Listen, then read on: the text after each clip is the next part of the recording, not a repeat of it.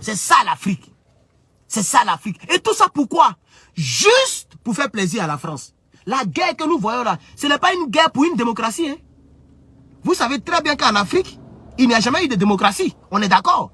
Il n'y a jamais eu de démocratie en Afrique. Mais c'est un nouveau réveil patriotique, panafricain qui s'est levé. Et ce réveil-là est beaucoup soutenu, animé par les concitoyens africains lambda. Et non pas par les politiques. Vous voyez? Donc les politiques qui servent la France, et ils sont là pour faire seulement le business de la France. Alors, la seule force qui peut enlever ces politiques-là, qui ne font que servir la France, c'est l'armée. C'est pourquoi au sein de l'armée, il y a toujours un individu qui se lève pour dire que, oui, il faut qu'on fasse tomber le président, il ne nous arrange pas. Et c'est comme ça qu'ils font tomber le président. Et quand ils font tomber le président, automatiquement, ils sont soutenus par les concitoyens de ce pays. Voici l'équation qui est un peu ambiguë chez les idiots, mais qui est claire chez nous autres. Donc, le problème, ce n'est pas que on soutient les coups d'État en tant que tel. Le problème, c'est qu'on soutient la motivation derrière le coup d'État. La preuve, les coups d'Étatistes ne tuent pas les gens. Au Burkina Faso, il n'y a pas eu de fusion de sang, à ce que je sache. En tout cas, s'il y a eu des morts, peut-être que c'est 10. Au Mali, il n'y a pas eu de sang. Au Niger, il n'y a même pas eu un seul mort. Parce que leur but, ce n'est pas de faire du mal, ni même aux nègres des maisons et aussi à la population. Leur but, c'est d'enlever un président et puis faire une politique panafricaine. C'est pourquoi, dès que Aboudraman est venu au pouvoir, il a libéré les gens qui ont été condamnés injustement à cause de la France. Il les a libérés. Et il a arrêté ceux-là même qui volent l'argent pour leur compte et pour le compte de la France.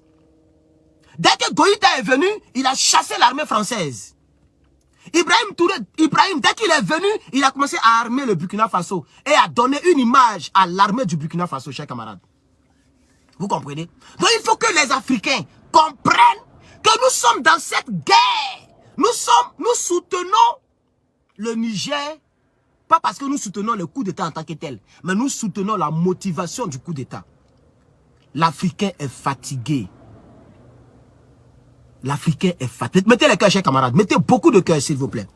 Mettez beaucoup de cœur. Mettez beaucoup de cœur, s'il vous plaît. Partagez cette vidéo-là. Parce que j'ai posé des questions auxquelles je n'ai pas encore répondu. Comme vous êtes bon, 2000, il y a longtemps que vous êtes 2001, mais je vais voir, ça fait combien de minutes? 19 minutes. Voilà. Et il y a vraiment longtemps, je crois que ça fait plus de 15 minutes que je vois toujours 2000 personnes en ligne. Alors, à partir de là, je vais commencer à répondre aux questions. Est-ce que la guerre aura lieu? Mettez beaucoup de cœur, s'il vous plaît. Beaucoup de... Je vais voir les cœurs monter seulement. Et puis, partagez un peu, s'il vous plaît. Ok? Vous êtes 2000. Si au moins il y a 1000 personnes qui ont partagé, ça fait 1000 partages. Donc, partagez, s'il vous plaît. Au moins une fois par personne.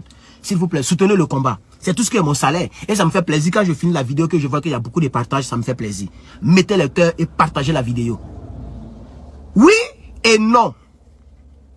Mais le oui vient premier, en première position. Je dis que oui, il y aura la guerre. Et en même temps, non, il n'aura pas la guerre, chers camarades. Le oui, il est en première position. Ça veut dire, la probabilité pour qu'il y ait la guerre est plus élevée que la probabilité pour qu'il n'y ait pas la guerre. Ça, je voulais le dire à moins de 24 heures. Vous voyez, c'est dimanche. Je ne sais pas c'est à quelle heure on commençait, mais ils ont dit dimanche. Et je suis sûr que l'armée nigérienne, elle est prête. L'armée du Burkina Faso est prête. Et l'armée du Mali est prête. Et je sais que les Mauritaniens sont en train de réfléchir comment ils vont faire. Les guerres là, si les gens attaquent, les gens vont se défendre. Si les gens attaquent, les autres vont se défendre. Et c'est ça qu'on appelle la guerre, chers camarades. Et c'est eux qui ont déclaré la guerre. Aboudraman Tiani, c'est un Nigérien. Il a fait tomber un président sans effusion de sang. Le peuple est d'accord avec lui. Ça veut dire que le président qui était là n'était pas aimé par son peuple. Par conséquent, il n'y a pas affaire de, il n'y a même pas une histoire de faire de guerre. Puisque le peuple lui-même, il est d'accord de ce qui se passe. Et c'est leur problème interne, c'est leur pays. C'est pas le pays de quelqu'un. C'est le pays des Nigériens. Par conséquent, la seule chose que la CEDEAO devait faire, c'est de se rassurer que la vie physique de l'ancien gouvernement ne soit pas touché. C'est-à-dire le président, on ne doit pas le frapper, on ne doit pas le tuer, ou bien on ne doit pas tuer les ministres. Voilà, c'est à ça qu'il devait veiller. Parce que le peuple est d'accord. Oh, c'est le peuple qu'on gouverne, c'est le peuple qui donne le pouvoir. Vous comprenez maintenant? Donc si le peuple est d'accord avec Aboudraman pour dire Aboudraman faut nous diriger, c'est que le peuple lui donne le pouvoir. C'est ce que ça veut dire, les gars. Donc pourquoi faire la guerre? Cette guerre, ils l'ont justifiée, mais en réalité, c'est une fausse justification que la CEDEAO donne au monde. La vraie justification, c'est Macron qui a demandé aux gens de faire la guerre. Et vous avez même vu la déclaration de Madame la ministre, elle s'appelle Carole ou quoi, Madame la ministre des Affaires étrangères de la France. Cette dame-là, elle a dit, elle a lancé encore un ultimatum aux gens. Tout ça, c'est pour les effrayer. Demain, on va se réveiller, vous allez voir qu'il n'y a rien. Voilà. Mais la probabilité pour qu'il y ait une guerre, elle est plus élevée que la probabilité pour qu'il n'y ait pas une guerre. Donc, chers Nigériens, commencez cette nuit-là, on ne sait pas quelle heure il fait là-bas, à acheter vos approvisionner, vous et garder à la maison. Et préparez-vous moralement. Parce que les gens disent que si, les gens l'ont dit à maintes reprises, si Aboudraman réussit à rester au pouvoir, si Aboudraman réussit à rester au pouvoir, alors le phénomène du coup d'État, des coups d'État, ça va toujours menacer les autres présidents. Voici ce qui motive les présidents en fonction pour aller faire le tour. Parce qu'ils se disent que ça peut arriver là-bas. C'est-à-dire le Nigeria, on ne sait jamais, hein, le Nigeria, le Ghana, la Côte d'Ivoire, les présidents qui sont en exercice là, ils ont peur. Puisque tous les pays ont toujours des armées. Et on ne peut pas voir dans le cœur de tous les chefs d'état-major, tous les, je vais dire, tous les colonels, tous les capitaines, dans une armée, on ne peut pas voir dans leur cœur. Regardez bien au Niger.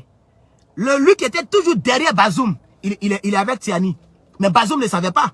Donc ils se disent que coûte, il faut mater ce coup d'état-là. Coûte que coûte, il faut les attaquer pour décourager ceux qui sont avec nous. Parce que si eux, c'est une vraie guerre. S'ils ont réussi cette guerre, les autres États seront tranquilles. Parce qu'ils se diront que si on fait un coup d'État, les gens vont venir nous bombarder, ils vont nous tuer encore. Comme ils ont tué le Niger, les coups d'État du Niger. Vous voyez maintenant, non? Voilà. C'est pourquoi nous aussi, on est beaucoup soudés derrière le tout. Parce qu'ils ont gagné, ça va casser le rythme. Ça va casser la vitesse vertigineuse que le panafricanisme est en train de prendre. Ça va casser ça, ce rythme-là. Et les pays qui vont bénéficier, ça sera seulement le Mali, le Burkina Faso, la Guinée. C'est-à-dire ceux qui ont déjà réussi et qu'on ne peut plus attaquer. Voilà. Puisqu'ils ont eu des menaces d'attaque. Ils ont eu des menaces aussi, ils ont mis des embargos. Mais eux, ils ont tenu. Jusqu'à ce qu'ils ont gagné. Donc on doit aider le Niger pour que le Niger tienne. Et que le Niger gagne. Et je suis sûr que le Niger va gagner. Je vais venir sur cette même page-là pour me moquer de la CEDEAO. Vous allez me donner raison. Dimanche soir, je vais venir dimanche soir d'ici. Ça veut dire chez vous, peut-être qu'il sera minuit. Dimanche soir d'ici, pour me rassurer qu'il n'y a pas eu la guerre. Et je vais venir me moquer de la CEDEAO. Parce qu'ils vont avoir une autre bouche. Parce que je ne pense pas qu'ils vont attaquer.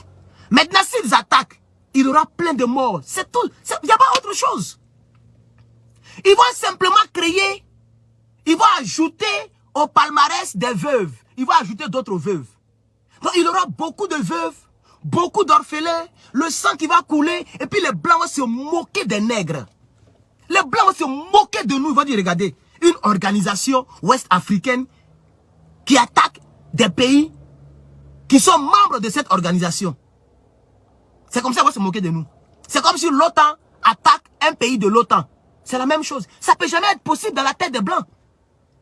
Ça ne, même s'il y a un coup d'État aux États-Unis, ou bien il y a un coup d'État en France, l'OTAN ne va jamais aller attaquer la France. Parce que la France elle-même, c'est l'OTAN.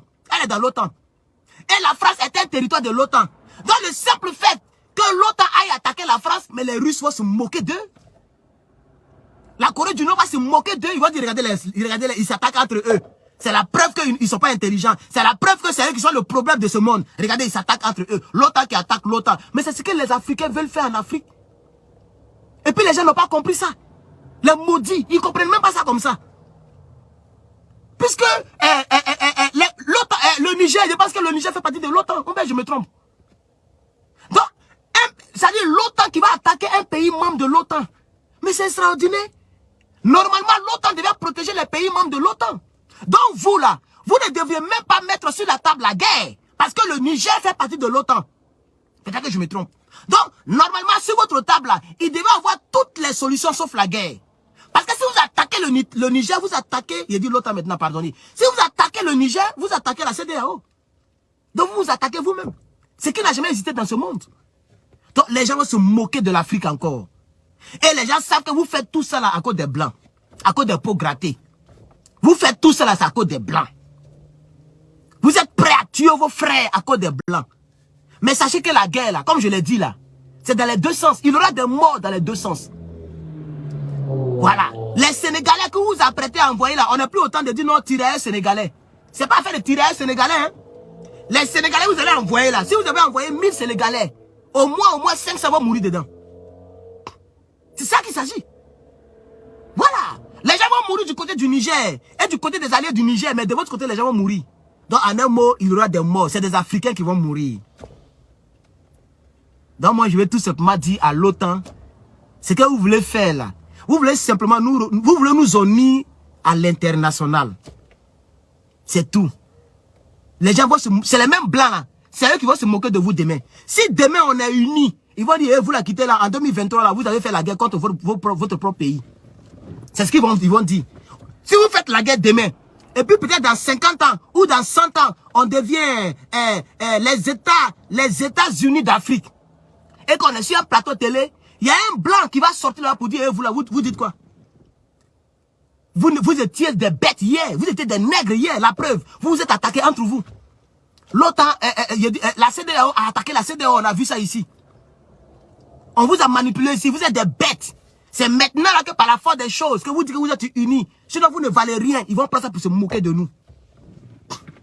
C'est ce que vous ne savez pas. La France qui est là n'a pas d'amis. C'est à cause de la France que vous voulez tuer vos frères.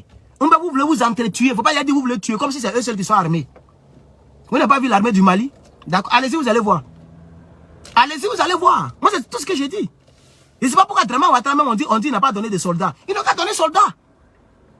Il n'a qu'à donner les soldats. J'ai vu sur les France, j'ai vu sur une chaîne française là, dire que ils ont fait des calculs de nombre de choses. Nombre de choses, comment on appelle ça? Tel pays, attendez. Ils ont fait les calculs. Le Nigeria a tel nombre de soldats, tel nombre de soldats, et puis ils ont comparé. Vous comprenez, ils ont comparé pour dire, donc, la CEDEAO va gagner. C'est quel calcul bête ça là? Même si la CEDEAO a 10 fois le nombre de soldats que les autres. Mais en guerre, c'est pas le nombre seulement qui compte. Hein? C'est ce que détient le nombre. Et Dieu est avec qui dans ce nombre? La population est avec qui dans ce nombre? Parce que vous allez rentrer à Niamey pour aller attaquer. Mais les immeubles là, vous savez qui est là-bas? Les maisons là vont abriter qui? La population va préparer pour qui? La population va favoriser qui? Tout ça là, c'est ce qu'on appelle la guerre. C'est nous, on doit vous enseigner encore les stratégies de la guerre. Hein, les gars? Si le pays où vous allez faire la guerre là, s'ils sont avec vous, là vous êtes favorisés. On ne regarde pas le nombre. Parce que c'est des bâtiments, vous allez voir. Il n'y aura pas beaucoup d'hommes dans les rues. Dans les populations qui ont des gratte-ciel, qui ont des duplex, qui ont des immeubles R+4, R+3, ils vont abriter les soldats là-bas. Où il y aura des vrais snipers. Et vous n'allez pas bénéficier de cet avantage-là. Et si vous bombardez les bâtiments, nous on va communiquer dessus. Les gens vont nous donner les images. On va communiquer dessus pour dire voilà, ils sont en train de tuer la population. Donc vous allez éviter de bombarder les propriétés privées. Et les autres vont se cacher dans les propriétés privées là pour vous faire du mal. Donc je vais dire aux blancs pour gratter. Et aux Africains négros qui ne savent pas calculer.